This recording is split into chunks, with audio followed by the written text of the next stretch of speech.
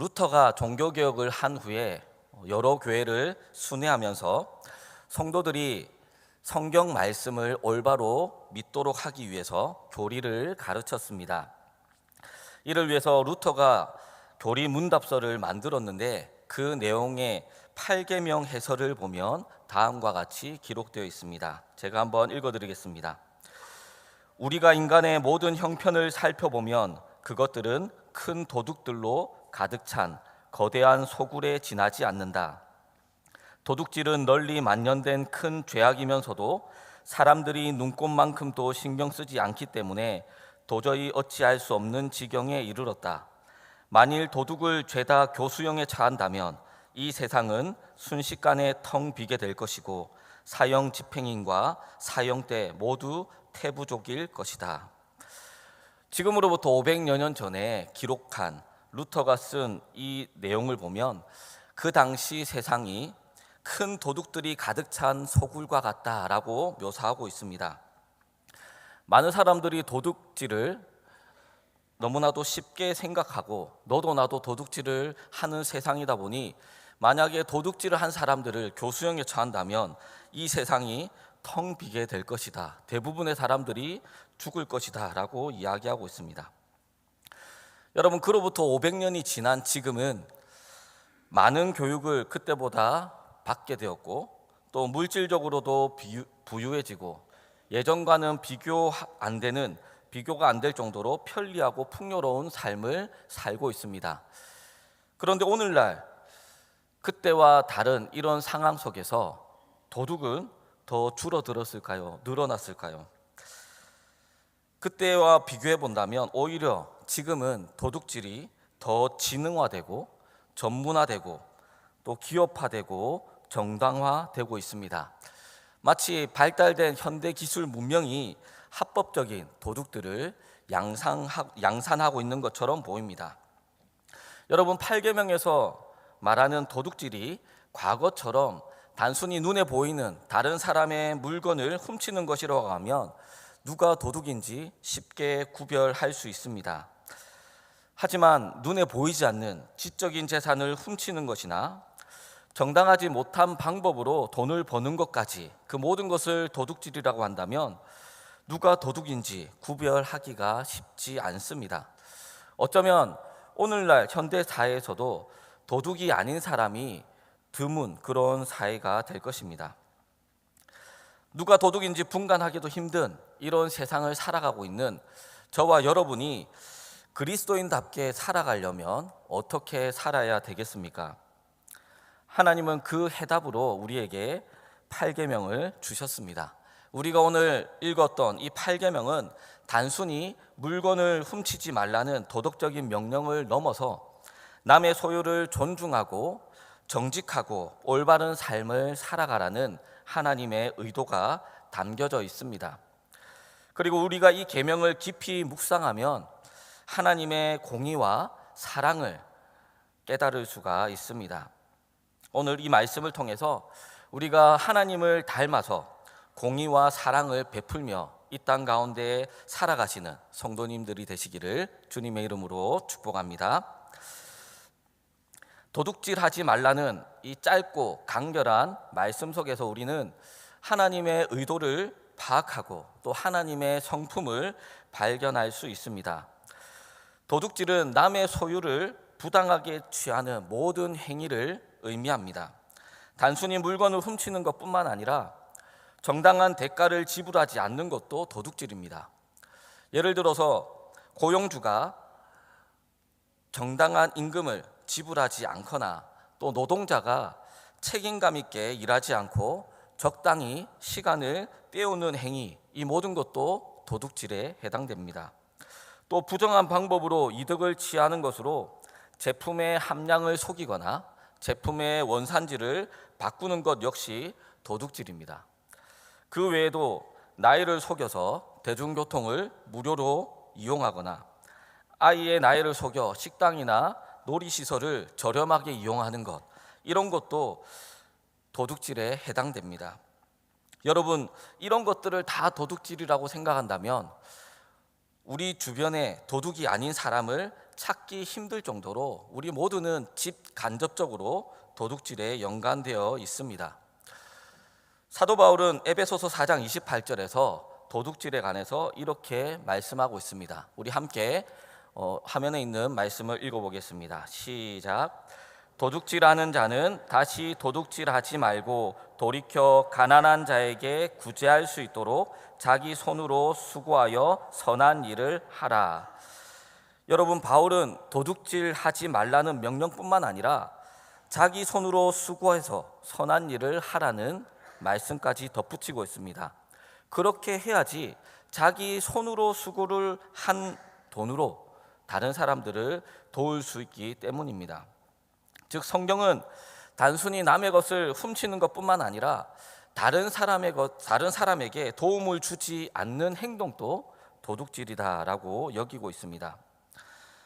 예수님을 찾아왔던 부자 청년 이야기를 잘 아실 것입니다. 예수님은 율법을 자기 나름대로 잘 지킨다고 생각하던 한 청년에게 그 이상의 것을 요구하셨습니다. 내 재산을 팔아서 가난한 자들에게 주라. 이 명령을 하시면서 이것에 순종하고 나를 따르면 하늘의 보화를 얻게 될 것이다 라고 약속하셨습니다.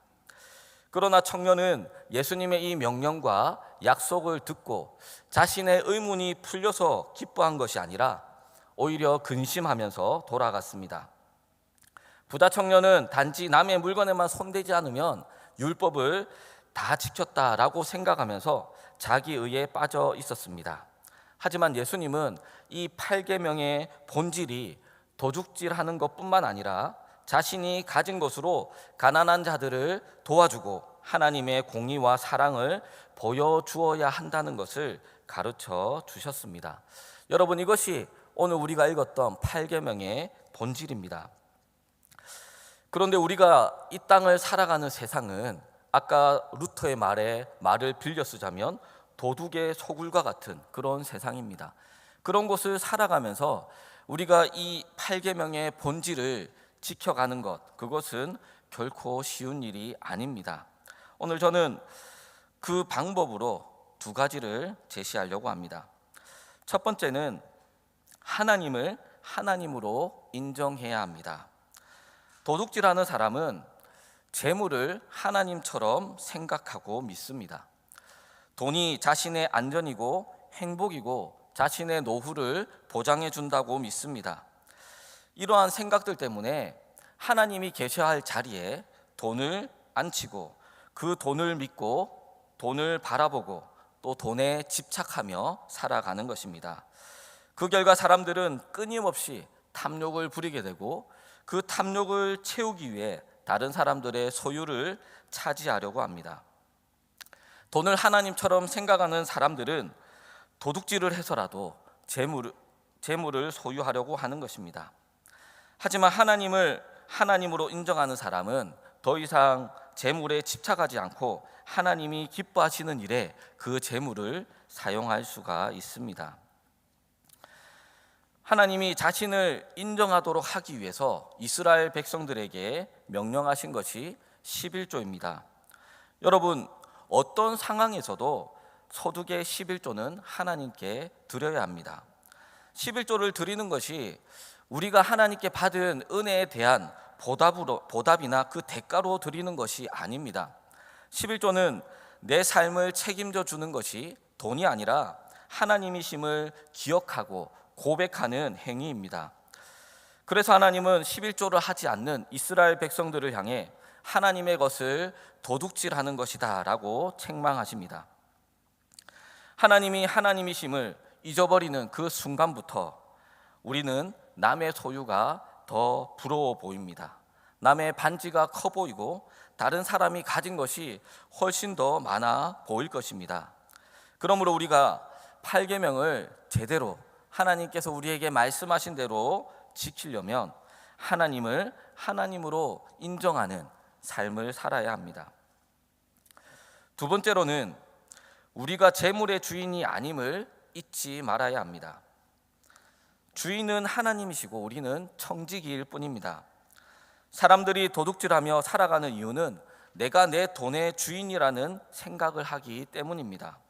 사람들은 내 집, 내 차, 내 재산을 가지고 내 마음대로 살고 싶어 합니다. 돈을 가지고 권력을 행사하고 자신이 하고 싶은 일을 마음대로 하는 것, 그렇게 살아가는 수많은 사람들이 있는데 이것이 바로 도둑의 전형적인 모습입니다. 우리는 끊임없이 자신에게 이런 질문을 해야 합니다. 내가 가진 소유가 궁극적으로 누구의 것인가? 그리고 나는 이 소유를 가지고 정말 원래 주인이 원하는 대로, 주인이 사용하고 싶은 대로 사용하고 있는가? 우리는 자신의 소유가 실제로는 하나님의 것이라고 고백하기 위해서 11조와 헌금을 하고 있습니다. 그런데 교회에서 헌금을 하면서 나의 모든 것이 하나님의 것입니다 라고 고백을 하지만 집에 가서는 헌금을 하고 남은 돈은 내 마음대로 내가 쓰고 싶은 대로 써야지라고 생각하면서 살아간다면 그것은 하나님을 재물의 주인으로 인정하지 않고 자신이 주인으로 살아가는 것입니다. 여러분, 우리는 청지기일 뿐입니다. 우리가 주인이 아니라는 사실은 태어날 때와 죽을 때 분명하게 드러납니다. 공술의 공수거가 의미하는 것처럼 우리는 이 땅에 빈손으로 와서 빈손으로 돌아갑니다. 이것이 우리가 재물의 주인이 아니라는 사실을 명백하게 보여주는 것입니다. 우리는 재물의 관리인, 청지기일 뿐입니다. 하나님의 것을 자신의 것인 양 생각하고 마음대로 사용하는 것, 그것은 분명히 도둑질이라고 말씀하고 있습니다. 우리의 재물이 하나님의 것임을 인정하려면 우리는 영적으로 성장해야 합니다. 여기 계신 분들 대부분 아이들을 키워보셨겠지만 유아기 때 아이들이 먼저 배우는 말 중에 하나가 내 거야 라는 단어라고 합니다. 자기 눈에 보이는 모든 것, 이것도 내 것, 저것도 내 것, 이렇게 이야기하는 것이 아이들의 모습입니다. 이런 어린아이들에게는 도둑질이라는 개념조차 없습니다. 모든 것이 다 자기 것이기 때문입니다. 그런데 이것이 우리의 본래의 모습입니다. 이런 아이들이 교육을 통해서 다른 사람의 소유를 인정하는 법을 배우게 됩니다.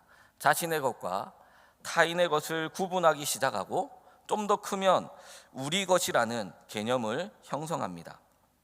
그런 성숙한 사람들이 모여 있으면 공동체가 아름답게 성장해 가는 것입니다. 마찬가지로 영적으로 성숙한 그리스도인은 재물을 더 이상 자신의 것으로 생각하지 않고 하나님의 것으로 생각하는 사람입니다. 하나님이 우리에게 자신의 것을 맡기시면서 부탁하신 것은 남의 소유를 존중하고 또 우리가 가진 것을 이웃을 섬기고 이웃을 돕는 데 사용하라고 하신 것입니다. 청지기라는 우리의 신분을 잊어버리고 이 모든 것의 주인이 하나님이라는 사실을 기억하지 못한다면 그때부터 우리는 도둑질하는 그런 삶을 살아갈 수밖에 없습니다. 여러분, 두 가지를 이야기했습니다. 하나님을 하나님으로 인정하고 자신의 재물의 주인이 아님을 기억하며 살아가는 것, 그것이 8계명을 잘 지키는 방법입니다. 이 두 가지를 기억하고 잘 지키는 사람은 어떤 삶을 살아가겠습니까? 자신이 할 수 있는 능력과 또 형편이 되는 대로 이웃의 유익을 증진시키는 모습을 보여줍니다. 남의 소유를 훔치지 말라는 것은 남의 소유가 소중하다는 것을 인정하라는 것입니다. 그 소유가 소중하다면 남의 소유가 늘어나도록 함께 도와주고 애써야 합니다. 하나님은 이렇게 서로의 유익을 증진시켜서 우리가 속해 있는 그 공동체가 올바로 세워지기를 원하셨습니다. 이 8계명의 정신이 잘 지켜질수록 그 공동체는 섬김과 나눔이 풍성해질 것입니다. 여러분, 혹시 담양에 얼굴 없는 천사라는 별명이 붙은 임홍규 씨라는 분을 들어보셨습니까? 그는 2009년에 전남 담양 군수에게 골목길에 등불이 되고 싶다면서 소방대원 자녀들에게 장학금을 지급해 달라는 쪽지와 함께 현금 2억을 넣어서 보냈습니다. 그리고 2011년에 등불 장학금으로 현금 1억을 담양군청에 보냈습니다. 담양군은 그 기부자의 뜻대로 소방대원 자녀들 대학생 12명에게 장학금 200만 원에서 400만 원씩을 지급했습니다. 그런데 이 임홍규 씨가 특별히 다른 많은 사람들도 있는데 소방대원 자녀들에게 장학금을 주게 된 이유가 있습니다. 그것은 자신이 소방대원으로 근무하면서 자신의 동료들 중에 가난한 사람들이 있음을 보고 또 알았기 때문입니다. 여러분, 이렇게 우리가 누군가에게 실제적인 도움을 주고자 한다면 그들에게 관심을 가지고 그들에게 다가가고 그들의 필요를 알아야 합니다. 우리가 8계명을 하나님이 의도하신 대로 잘 지켜 나아가기 위해서는 연약하고 가난한 자들에게 관심을 가지고 그들에게 다가가야 합니다. 세상에는 가난한 자를 돕는 것이 낭비라고 생각하거나 남을 도울 여유가 없다고 구제하는 것에 인색한 사람들이 있습니다. 그러나 하나님은 신명기 26장 12절에서 이렇게 말씀하십니다. 우리 함께 읽어보겠습니다. 셋째 해 곧 11조를 드리는 해에 내 모든 소산의 11조 내기를 마친 후에 그것을 레위인과 객과 고아와 과부에게 주어 내 성읍 안에서 먹고 배부르게 하라. 아멘. 여러분, 하나님께서 말씀하기를 객과 나그네와 고아와 과부에게 주어서 먹고 배부르게 해라. 그들이 굶어 죽지 않을 정도만 주는 게 아니라 그들이 배부르게 먹을 정도로 풍성하게 베풀며 살라고 합니다. 여러분, 여기에 나오는 객과 고아와 과부는 그 당시에 너무나도 가난하고 또 연약한, 도움이 필요한, 어려움을 겪고 있는 그런 사람들입니다. 하나님은 율법에 그들에게 관심을 가지고 그들이 배불리 먹을 정도로 나눔을 베풀라고 하십니다. 이것이 바로 8계명을 하나님의 의도대로, 하나님이 원하시는 대로 지키며 실천하는 것입니다. 정기적으로 우리가 어려운 사람들에게 기부하는 습관은 조금이라도 어릴 때부터 가지는 것이 좋습니다. 꼭 돈이 아니더라도 우리는 자신의 시간을, 또 자신이 다른 사람들을 환대하는 마음을, 또 자기가 가진 물건들을 나눌 수 있습니다. 아무리 많이 우리가 나눔을 한다고 해도 하나님께 받은 것만큼 우리는 나누어 줄 수가 없습니다. 그만큼 우리는 더 많은 것을 이미 받았다는 것입니다.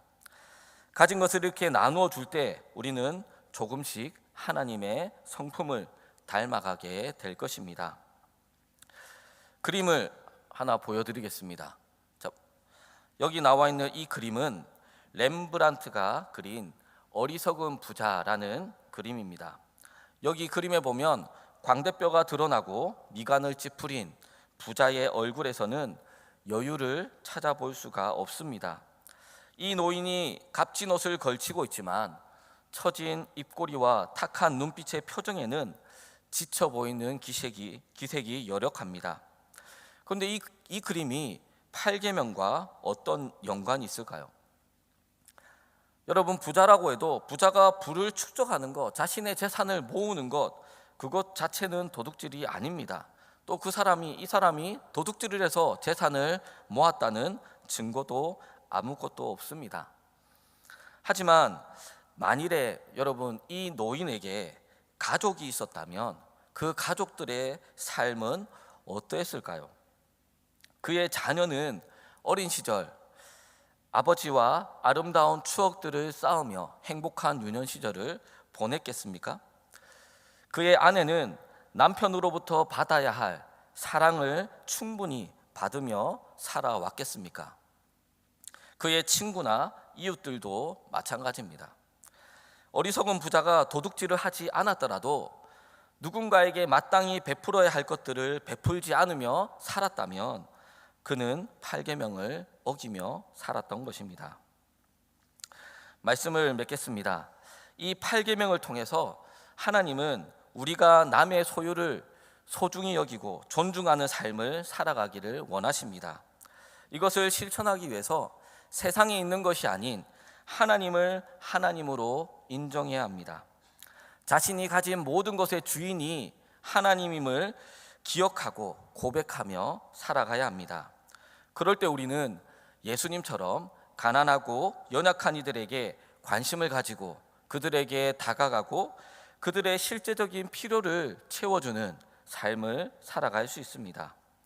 이것이 하나님이 우리에게 보여주신 사랑과 공의입니다.